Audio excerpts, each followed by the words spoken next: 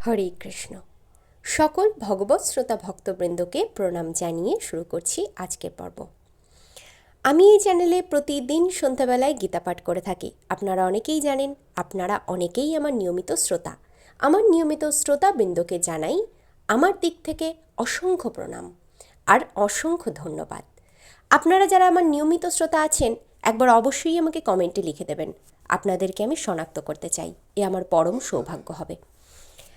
আর যারা নতুন আছেন, চ্যানেলটি সাবস্ক্রাইব করে চ্যানেলের পরিবার হয়ে যান। আমরা প্রত্যেকে একসাথে মিলে সন্ধ্যাবেলায় গীতা পঠন আর শ্রবণ করি, আমাদের প্রভুর নাম সংকীর্তন করি। তাহলে শুরু করছি আজকের পর্ব। আমরা পড়ছিলাম শ্রদ্ধাত্রয় বিভাগযোগ। এখন পড়ব শ্লোক 11। অফলাকাঙ্ক্ষী ভীর্যজ্ঞ বিধিদিষ্ট য ইজ্জতে জ্যষ্ঠব্য মে বেতি মনো সমাধায় সাত্ত্বিক। অনুবাদ: ফলের আকাঙ্ক্ষা রহিত ব্যক্তিগণ কর্তৃক শাস্ত্রের বিধি অনুসারে অনুষ্ঠান করা কর্তব্য এভাবেই মনকে একাগ্র করে যে যজ্ঞ অনুষ্ঠিত হয় তা সাত্ত্বিক যজ্ঞ। তাৎপর্য: সাধারণ মানুষ কোনো ফলের আকাঙ্ক্ষা করে যজ্ঞ অনুষ্ঠান করে, কিন্তু এখানে বলা হয়েছে যে কোনো রকম ফলের আকাঙ্ক্ষা না করে যজ্ঞ অনুষ্ঠান করা উচিত। কর্তব্যবোধে আমাদের যজ্ঞ করা উচিত। মন্দির ও গির্জাগুলিতে যেভাবে সমস্ত আচার অনুষ্ঠান করা হয় তা সাধারণত অনুষ্ঠিত হয় জড়জাগতিক লাভের উদ্দেশ্যে, কিন্তু তা সাত্ত্বিক ভাবাপন্ন নয়। কর্তব্যবোধে মানুষের মন্দিরে বা গির্জায় যাওয়া উচিত এবং পরম পুরুষোত্তম ভগবানকে শ্রদ্ধা নিবেদন করা, পুষ্পাঞ্জলি নিবেদন করা ও নৈবেদ্য নিবেদন করা উচিত।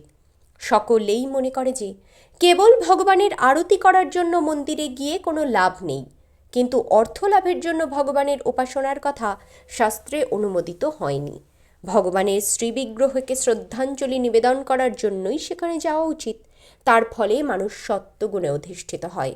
প্রতিটি সভ্য মানুষের কর্তব্য হচ্ছে শাস্ত্রের নির্দেশ পালন করা এবং পরম পুরুষোত্তম ভগবানকে শ্রদ্ধা নিবেদন করা।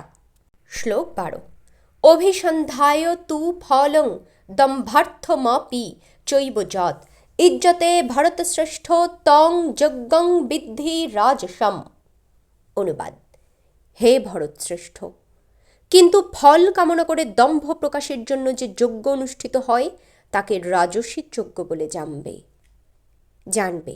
তাৎপর্য: কখনো কখনো স্বর্গলোক প্রাপ্তির জন্য অথবা কোনো জাগতিক লাভের উদ্দেশ্য নিয়ে যজ্ঞ বা বৈদিক আচার অনুষ্ঠান করা হয়। এই ধরনের যজ্ঞ বা আচার অনুষ্ঠান রাজসিক বলে গণ্য করা হয়। শ্লোক 13। বিধিহীনমসৃষ্টান্নং মন্ত্রহীনমদক্ষিণম শ্রদ্ধাবিরহিতং যজ্ঞং তামসং পরিচক্ষতে। অনুবাদ: শাস্ত্রবিধি বর্জিত, প্রসাদান্ন বিতরণহীন, মন্ত্রহীন, দক্ষিণাবিহীন ও শ্রদ্ধারহিত যজ্ঞকে তামসিক যজ্ঞ বলা হয়। তাৎপর্য: তমগুণে শ্রদ্ধা হচ্ছে প্রকৃতপক্ষে অশ্রদ্ধা। কখনো কখনো মানুষ টাকা পয়সা লাভের আশায় কোনো কোনো দেবদেবীর পূজা করে থাকে এবং তারপর শাস্ত্র নির্দেশের সম্পূর্ণ অবহেলা করে নানা রকম আমোদ প্রমোদ সমস্ত অর্থ ব্যয় করে। এই ধরনের আড়ম্বরপূর্ণ লোক দেখানো ধর্ম অনুষ্ঠানকে কৃত্রিম বলে অভিহিত করা হয়। এই সমস্তই হচ্ছে তামসিক। তার ফলে আসুরিক মনোভাবের উদয় হয় এবং মানব সমাজের তাতে কোনো মঙ্গল সাধিত হয় না। শ্লোক 14। দেব দ্বিজ গুরু প্রাজ্ঞ পূজনং শৌচমর্জবম ব্রহ্মচর্য মহিংসা চ শারীরং তপ উচ্চতে। অনুবাদ: পরমেশ্বর ভগবান, ব্রাহ্মণ, গুরু ও প্রাজ্ঞগণের পূজা এবং শৌচ, সরলতা, ব্রহ্মচর্য ও অহিংসা এগুলিকে কায়িক তপস্যা বলা হয়। তাৎপর্য: পরমেশ্বর ভগবান এখানে বিভিন্ন ধরনের তপশ্চর্যা ও কৃচ্ছ সাধনের ব্যাখ্যা করেছেন। প্রথমে তিনি কায়িক তপশ্চর্যা ও কৃচ্ছ সাধনের কথা বলেছেন। পরমেশ্বর ভগবানকে, দেবদেবীকে, সিদ্ধপুরুষকে, সৎ ব্রাহ্মণকে, সদ্গুরুকে এবং পিতা মাতা আদি গুরুজনদেরকে অথবা যারা বৈদিক জ্ঞান সম্বন্ধে অবগত তাদের সকলকে শ্রদ্ধা করা উচিত অথবা তাদের শ্রদ্ধা করার শিক্ষা গ্রহণ করা উচিত। এদের সকলকে যথাযথ সম্মান দেওয়া উচিত। বাইরে ও অন্তরে নিজেকে পরিষ্কার রাখার অনুশীলন করা উচিত এবং আচার ব্যবহারে সহজ সরল হতে শেখা উচিত। শাস্ত্রে যা অনুমোদন করা হয়নি তা কখনোই করা উচিত নয়। কখনোই অবৈধ স্ত্রী সঙ্গ করা উচিত নয়। কেবলমাত্র বিবাহের মাধ্যমে স্ত্রী সঙ্গ করার নির্দেশ শাস্ত্রে দেওয়া হয়েছে, এছাড়া আর কোনো মতেই নয়। একে বলা হয় ব্রহ্মচর্য। এগুলি হচ্ছে দেহের তপশ্চর্যা ও কৃচ্ছ সাধন। শ্লোক 15। অনুদ্বেগ করং বক্কং সত্যং প্রিয়হিতং চ যৎ শ্রদ্ধায়াভ্যসনং চৈব ব্রহ্ময়ং তপ উচ্যতে। অনুবাদ: অনুদ্বেগকর, সত্য, প্রিয় অথচ হিতকর বাক্য এবং বৈদিক শাস্ত্র পাঠ করাকে বাচিক তপস্যা বলা হয়। তাৎপর্য: এমনভাবে কোনো কথা বলা উচিত নয় যার ফলে অন্যদের মন উত্তেজিত হতে পারে। তবে শিক্ষক তার ছাত্রদের শিক্ষা দান করবার জন্য সত্য কথা বলতে পারেন, কিন্তু তা যদি অন্যদের, যারা তার শিষ্য নন, তাদের উত্তেজিত করে তোলে, তাহলে সেখানে তার কথা বলা উচিত নয়। এটিই হচ্ছে বাচবেগ দমন করার তপশ্চর্যা। এছাড়া অর্থ প্রজল্প করা উচিত নয়। ভক্তমণ্ডলীতে যখন কথা বলা হয় তখন তা যেন শাস্ত্র প্রমাণের ভিত্তিতে প্রতিষ্ঠিত থাকে।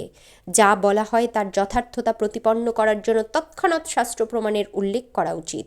সেই সঙ্গে ওই ধরনের আলোচনা অন্যের কাছে শ্রুতিমধুর হওয়া উচিত।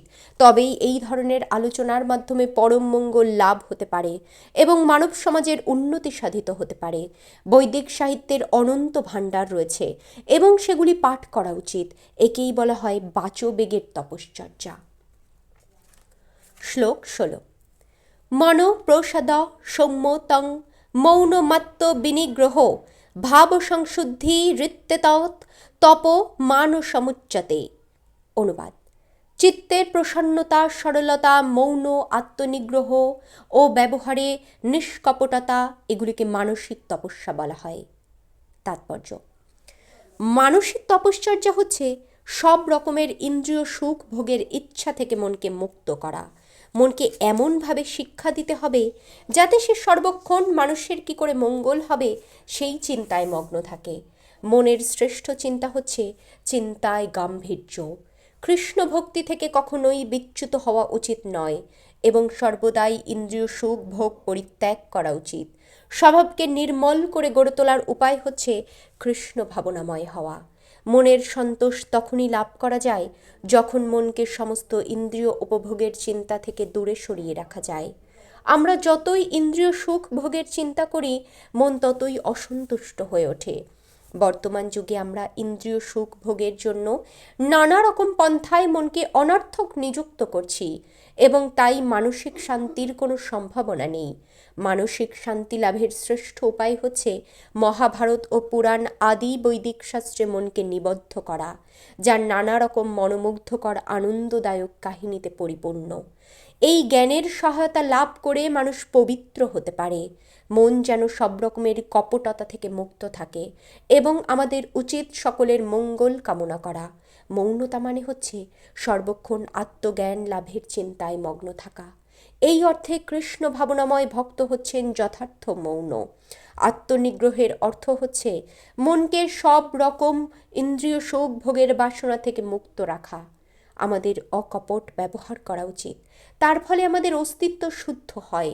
এই সমস্ত গুণাবলী হচ্ছে মানসিক তপশ্চর্যা। শ্লোক 17।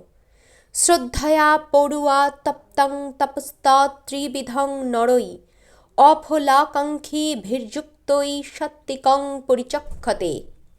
অনুবাদ: ফলাকাঙ্ক্ষারহিত মানুষের দ্বারা পরম শ্রদ্ধা সহকারে অনুষ্ঠিত ত্রিবিধ তপস্যাকে সাত্ত্বিক তপস্যা বলা হয়। শ্লোক 18। সৎকর্মান পূজার্থং তপোদম্ভেন চৈব যৎ ক্রিয়তে তদিহ প্রক্তং রাজসং চলমধ্রুবম।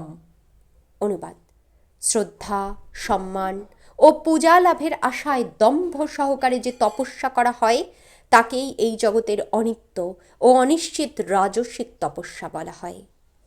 তাৎপর্য: অনেক সময় তপশ্চর্যার আচরণ করা হয় মানুষকে আকৃষ্ট করবার জন্য এবং অন্যের কাছ থেকে সম্মান, শ্রদ্ধা ও পূজা লাভের জন্য। রাজসিক মানুষেরা তাদের অধস্তনদের কাছ থেকে পূজা আদায়ের বন্দোবস্ত করে, তাদের দিয়ে পা ধোয়ায় এবং সম্পদ দান করতে বাধ্য করায়। তপশ্চর্যার আচরণের দ্বারা এই ধরনের কৃত্রিম শ্রদ্ধাঞ্জলির ব্যবস্থার রাজসিক এবং তার ফল ক্ষণস্থায়ী। তা কিছু দিনের জন্য কেবল থাকে, কিন্তু স্থায়ী হয় না। শ্লোক 19। মূঢ়গ্রাহে নত্তনো যৎ পীড়য়া ক্রিয়তে তপ পরশ্বৎ সাধনার্থং বা তত্তামশ মুদারিতম। অনুবাদ: মূঢ়োচিত আগ্রহের দ্বারা নিজেকে পীড়া দিয়ে অথবা অপরের বিনাশের জন্য যে তপস্যা করা হয় তাকে তামসিক তপস্যা বলা হয়।